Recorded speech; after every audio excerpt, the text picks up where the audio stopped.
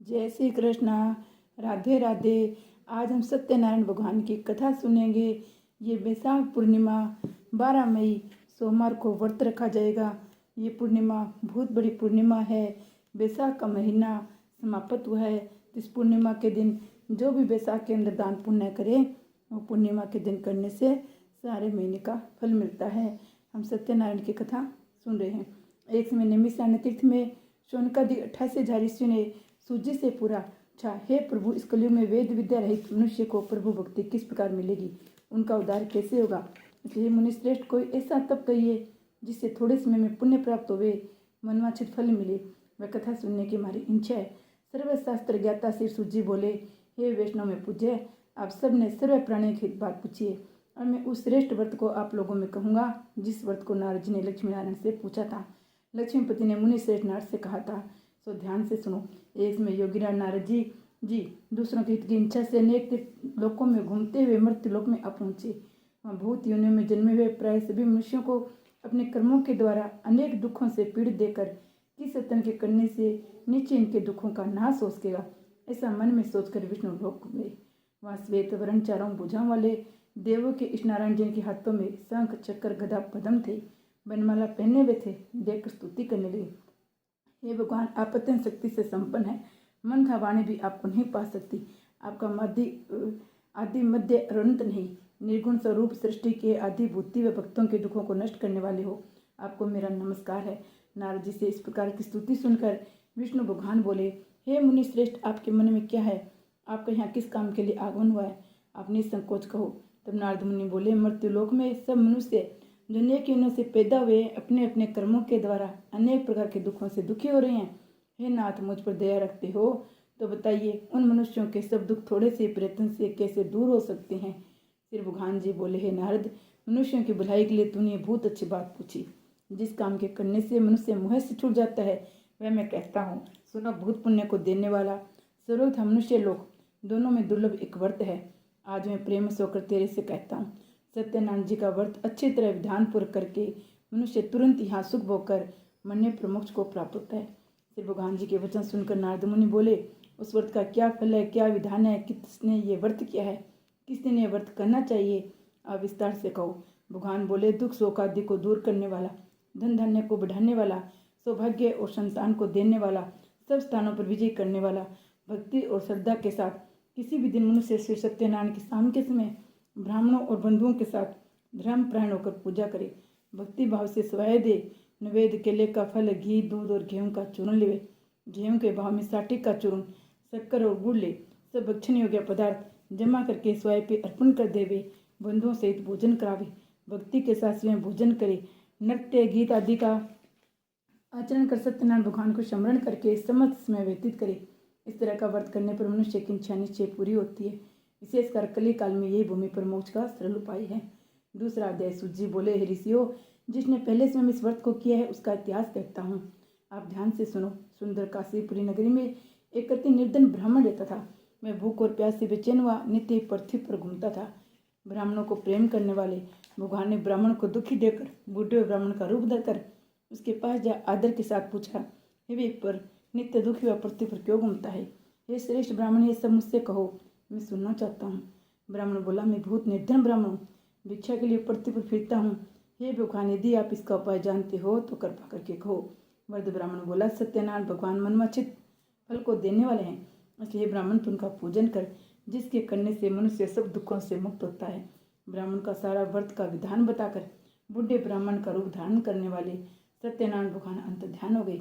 जिस व्रत को वृद्ध ब्राह्मण ने बताया मैं उसके करूँगा, ये निश्चय करने पर उसे रात में नींद भी नहीं आई। वह सवेरे उठा, सत्यनारायण के व्रत का निश्चय कर भिक्षा के लिए चला। उस दिन उसको भिक्षा में बहुत धन मिला, जिससे बंधु बांधवों के साथ उसने सत्यनारायण का व्रत किया। इसके करने से वह ब्राह्मण ने सब दुखों से छुटकर अनेक प्रकार की संपत्तियों से युक्त हुआ। उसी समय से वह ब्राह्मण हर मास व्रत करने लगा।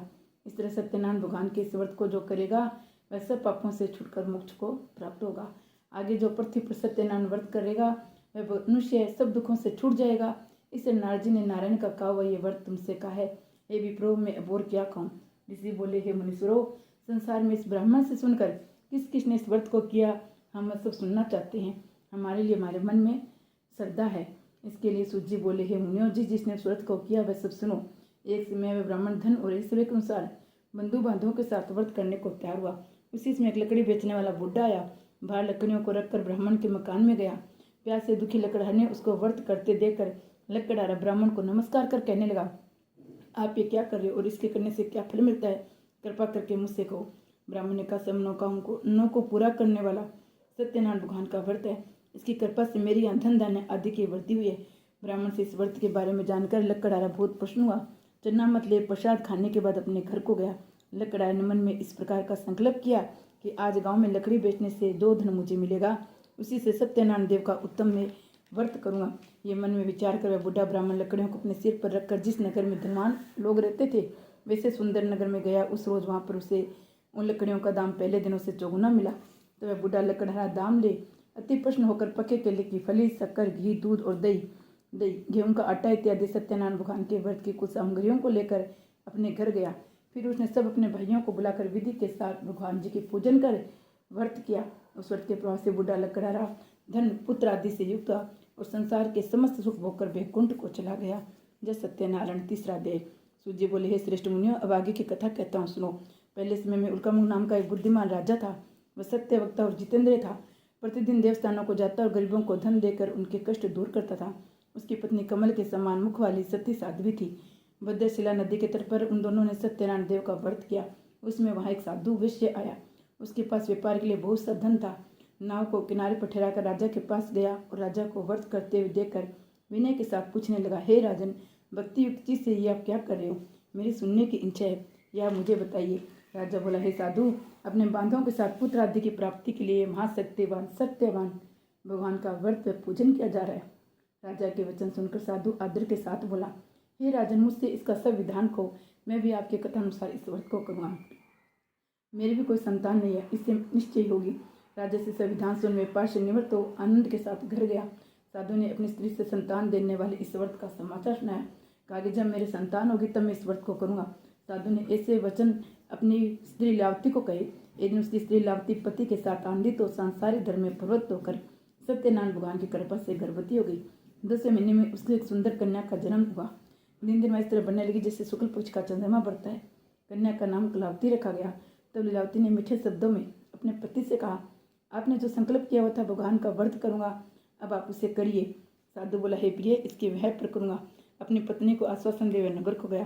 कलावती पितृगृह में वृद्धि को प्राप्त हो गई। साधु ने जब नगर में सखियों के साथ अपनी पुत्री को देखा तो तुरंत ही दूत बुलाकर कहा, पुत्री के वास्ते कोई सुयोग्य वर देख लाओ। साधु की आज्ञा पाकर दूत कंचन नगर पहुंचा। वहां पर बड़ी खोज करके देखभाल के लड़की के वास्ते सुयोग्य वणिक पुत्र को ले आया। उस सुयोग्य लड़के को देखकर साधु ने अपने भाई बंधु से प्रसन्नचित अपने पुत्री का विवाह उसके साथ कर दिया। किंतु दुर्भाग्य से वह किसमें विश्व को करना भूल गया। तब श्री भगवान क्रोधित होकर गए और श्राप दिया, तुम्हें दारुण दुख प्राप्त होगा। अपने काम में कुशल साधु बनिया अपना जमाता से समुद्र के समीप रत्नगर पहुंचे। वहां दोनों ससुर ज्वाई चंद्रकेतु राजा के नगर में पहुंचे, व्यापार करने लगे। एक रोज भगवान सत्यनारायण की माया से प्रेरित को चोर राजा का धन चुराकर सिंगर जा रहा था, किंतु पीछे से राजा के दूतों का आता देखकर चोर ने घबराकर भागते भागते धन को वहीं चुपचाप रख दिया। वहां दोनों ससुर ज्वाई ठहरे हुए थे। तब दूतों ने उस साधु वैश्य के पास आया। राजा के धन को रखा देखकर दोनों को बांध कर ले गए। प्रसन्नता से दौड़ते हुए राजा के समीप जाकर बोले, ये 2 चोर हम पकड़ कर लाए हैं, देखकर आज्ञा दे। राजा की आज्ञा से उनको कठिन कारावास में डाल दिया गया। उनका धन राजा ने छीन लिया। उसी श्राप द्वारा उनकी पत्नी भी घर पर बहुत दुखी हुई। घर पर जो धन रखा था चोर चुरा कर ले गए।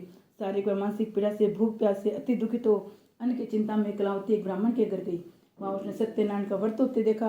वहाँ उसने कथा सुनी, प्रसाद ग्रहण कर रात को घर आई। माता ने कलावती से कहा, हे पुत्री, दिन में कहाँ रही, तेरे मन में क्या है? कलावती बोली, हे माता, मैंने एक ब्राह्मण के घर सत्यनारायण का व्रत देखा है। कन्या के वचन सुनकर लीलावती भगवान के पूजन की तैयारी करने लगी। लीलावती ने परिवार बंधु से भगवान का पूजन किया और ये वर मांगा कि मेरे पति और दामाद सिंह घर आ जावे। प्रार्थना की, हम सबका अपराध क्षमा करो। सत्यनारायण भगवान ईश्वर से संतुष्ट हो गए। राजा चंद्रकेतु को स्वप्न में दिखाई दिए और कहा, हे राजन, दोनों बंदी विषय अपराधी छोड़ दो। उनका सब धन जो तुमने ग्रहण किया है दे दो, नहीं तो तेरा धन, राज्य, पुत्र आदि सब नष्ट कर दूंगा। राजा का ऐसा वचन कहकर भगवान अंतर्ध्यान हो गए। प्रातःकाल राजा चंद्रकेतु ने सभा में अपना सपन सुनाया। दोनों वणिक पुत्रों को केस से मुक्त कर सभा में बुलाया। दोनों ने आते राजा को नमस्कार किया। राजा मीठे मीठे वचनों से बोले, हे महानुभाव, भाग्यवश ऐसा कठिन दुख प्राप्त हुआ है, अब कोई भय नहीं। ऐसा कहकर राजा ने उनको नए नए वस्त्र आभूषण पहनाए और उनका जितना धन लिया था उससे दुगना धन देकर विदा किया। दोनों वैश्य अपने घर को चल दिए। जय सत्यनारायण भगवान की जय। चौथा अध्याय। सूर्य बोले, वैश्य ने मंगलाचार करके यात्रा आरंभ की, अपने नगर को चला। उनके थोड़ी दूर पहुंचने पर दंडी वेशधारी सत्यनारायण ने उनसे पूछा, हे साधु, तेरे नाव में क्या है? अभिमानी वणिक हंसता हुआ बोला, हे दंडी, आप क्यों पूछते हो? क्या धन लेने की इच्छा है? मेरे नाव में तो पेड़ तथा पत्ते आदि भरे हैं। वैश्य का कठोर वचन सुनकर भगवान ने कहा, तुम्हारा वचन सत्य हो। ऐसा कहकर दंडी वहां से चले गए। उड़ जाकर समुद्र के किनारे बैठ गए। दंडी के जाने पर वैश्य ने नित्य क्रिया करने के बाद नाव को ऊंची उठी देखकर अचंभा किया। नाव में बेल आदि देखकर मूर्छित तो जमीन पर गिर पड़े। फिर मूर्छा खोलने पर बहुत शोक करने लगे। तब उसका दामाद बोला, आप शोक न करें, ये दंडी का श्राप है, अतः उनके शरण में चलना चाहिए, तभी हमारी मनोकामना पूर्ण होगी। दामाद के वचन सुन वह दंडी के पास पहुंचा, अत्यंत भक्तिभाव से नमस्कार करके बोला, मैंने जो आपसे सत्य वचन कहे थे उसको क्षमा करो। ऐसा कहकर महान शोकातुर रोने लगा। तब दंडी भगवान बोले, हे वनी पुत्र, मेरी आज्ञा से बार बार तुम्हें दुख प्राप्त हुआ है, तुम मेरी पूजा से विमुख हुआ है। साधु बोला, हे भगवान, आपकी माया से मोहित ब्रह्म आदि भी आपके रूप को नहीं जानते, तो मैं अज्ञानी कैसे जान सकता हूँ? आप प्रश्न हुई, मैं सामर्थ्य के अनुसार आपकी पूजा करूँगा, मेरी रक्षा करो। पहले के समान नौका में धन भर दो। उनके भक्ति युक्त वचन सुनकर भगवान प्रश्न हो गए। उसकी निश्चय अनुसार व्रत देकर अंतर ध्यान हो गई। तब उन्होंने नाव पर आकर देखा, नाव धन से परिपूर्ण है। फिर भगवान सत्यदेव का पूजन कर साथियों सहित अपने नगर को चला। जब अपने निकट पहुंचा तो दूत को घर भेजा। दूत ने साधु के घर जा उसकी स्त्री को नमस्कार करके कहा, साधु अपने दामाद सहित इस नगर को समीप आ गए हैं। ऐसा वचन सुसती ने बड़े हर्ष के साथ सत्यदेव का पूजन कर पुत्री से कहा, अपने पति के दर्शन को जाती हूँ तो कार्य पूर्ण करके शीघ्र आना।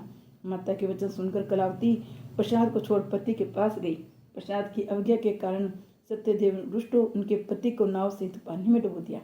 कलावती अपने पति को न देखकर रोती हुई जमीन पर गिर गई। इस तरह नौका को डूबा हुआ था कन्या को रोता हुआ देख साधु दुखित तो बोला, हे प्रभु, मुझसे या मेरे परिवार से जो भूल हुई उसे क्षमा करो। उसके दीन वचन सुनकर सत्यदेव प्रसन्न हो गए। आकाशवाणी बोली, हे साधु, तेरी कन्या मेरे प्रसाद को छोड़कर आई है, इसलिए इसका पति अदृश्य हुआ। यदि वह घर जाकर प्रसाद खाकर लौटे तो इसे पति अवश्य मिलेगा। आकाशवाणी से ऐसा सुनकर कलावती ने घर पहुंचकर प्रसाद खाया। फिर उसने आकर अपने पति के दर्शन किए। तब वैश्य परिवार के सब लोग प्रसन्न हुए। फिर साधु ने बांधों सहित सत्यदेव का विधि पूर्वक पूजन किया।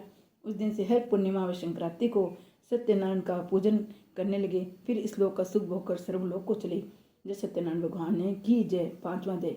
सूर्य बोले, हे ऋषियों, में और भी कथा कहता हूँ, सुनो। प्रजा पालन में लीन तुंगध्वज नाम का राजा था। उसने भी भगवान का प्रसाद त्याग कर बहुत दुख पाया। एक समय वन में जाकर पशुओं को मारकर बड़ के पेड़ के नीचे आया। उसने भक्ति भाव से ग्वालों के बांधों सहित सत्यनारायण का पूजन करते देखा।